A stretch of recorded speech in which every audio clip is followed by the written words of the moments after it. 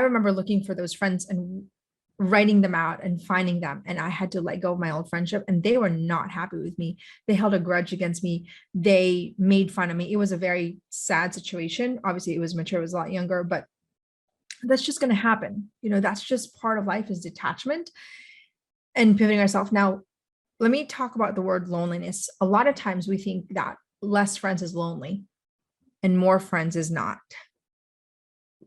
Quality conversation and depth and meaning actually is what helps us overcome the loneliness.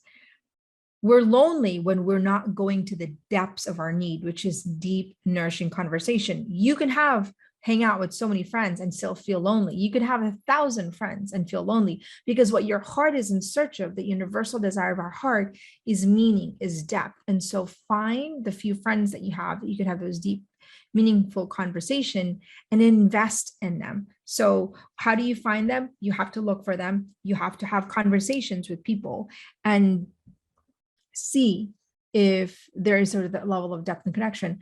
But the most important thing is that you're growing your skill set. What are those skills? Number one, your self-image needs to be developed as a quality friend. Number two, conversation skills, asking the right question, not afraid to hold your friends accountable. These are skills.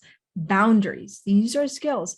We are very important. So the more you develop your skill set, the more you're going to attract women and friends that also value those skill set, that your friendships are not based on shallow things, are also holding each other accountable. You can go to your friend and say, can I just hold you accountable on that?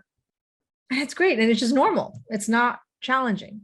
There's a transition part where we're growing out of our old to our new. That's part of growth. And that's usually the most challenging part. Transitions are part of life. We need to master transitions. And it looks like you're transitioning to a new version of yourself, which requires you to kind of walk through sort of, I call it, valley of darkness a little bit, right? It's almost like from the death to Saturday to the resurrection.